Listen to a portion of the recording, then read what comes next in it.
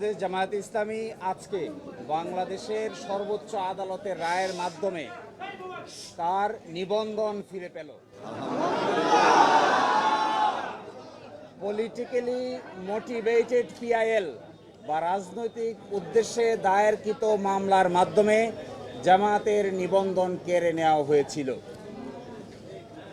আজকের এই রায়ের মাধ্যমে বহুদলীয় গণতান্ত্রিক এবং অংশগ্রহণমূলক সংসদ প্রাপ্তি নিশ্চিত হল।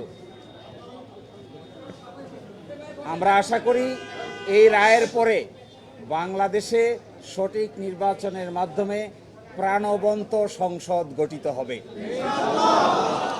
জাতি, ধর্ম, বর্ণ, শ্রেণী নির্বিশেষে সকলেই তাদের ইচ্ছা অনুযায়ী ভোটাধিকার প্রয়োগ করে জামায়াতে ইসলামীর নেতৃবৃন্দকে বেছে নেবেন, এটা আমরা প্রত্যাশা করি।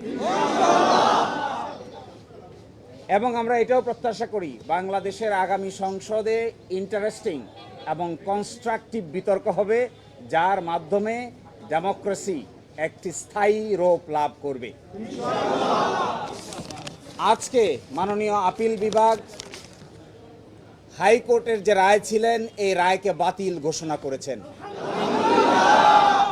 এবং ইলেকশন কমিশনকে নির্দেশনা দিয়েছেন বাংলাদেশ জামায়াতে ইসলামীর রেজিস্ট্রেশন এবং অন্য যে সকল ইস্যু ইলেকশন কমিশনের সামনে আছে বা আসবে সেগুলো যেন দ্রুতই নিষ্পত্তি করেন।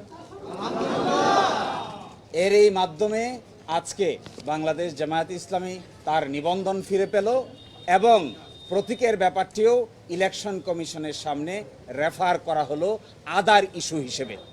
এই জন্য আমরা মামলার শর্ট অর্ডার চেয়েছি।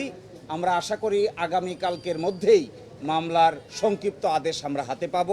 এই সংক্ষিপ্ত আদেশ আমরা ইলেকশন কমিশনের কাছে অ্যাপ্রোচ করব। বাকিটা ইলেকশন কমিশন আইন অনুযায়ী অতি দ্রুত জামাতের নিবন্ধন এবং জামাতের প্রতীক বুঝিয়ে দিবেন, এটা আমরা প্রত্যাশা করি। যে আজকে যে ডাইরেকশন দিয়েছেন আপিল বিভাগ, সেই ডাইরেকশনে বলেছেন জামাতের রেজিস্ট্রেশন এবং অন্য কোনো ইস্যু যদি ইলেকশন কমিশনের সামনে থাকে তাহলে যেন ইলেকশন কমিশন এটা ডিসপোজ করে। এই অন্য ইস্যু বলতে আমরা বোঝাচ্ছি এটি হলো প্রতীক সংক্রান্ত ইস্যু। আমরা আশা করি ইলেকশন কমিশন নিবন্ধনের ইস্যু নিষ্পত্তি করবেন, একই সাথে অন্য ইস্যু হিসেবে দাঁড়িপাল্লা প্রতীকের ব্যাপারটিও নিষ্পত্তি করবেন।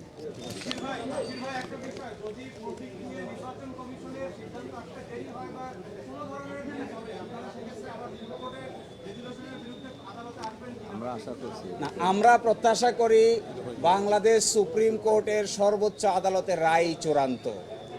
কে কবে কখন প্রশাসনিকভাবে সিদ্ধান্ত নিয়েছেন এগুলো বিচারিক কোনো সিদ্ধান্ত নয়।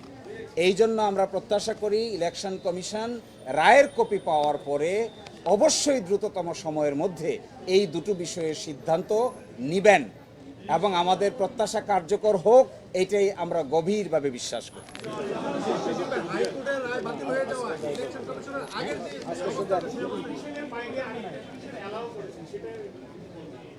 যে মূল পিটিশনের বাইরে আরেকটি পিটিশন যে অ্যালাউ করেছেন এটা ওইটার সঙ্গে কানেক্টেড, ওটা আজকের কোনো বড় ইস্যু নয়, সেই জন্য এটা এখানে উল্লেখ করা না করার মধ্যে কোনো পার্থক্য নাই।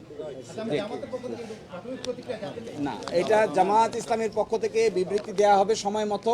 আপাতত এখানে কেউ অ্যাড্রেস করছেন না। আপনাদের সবাইকে অসংখ্য ধন্যবাদ।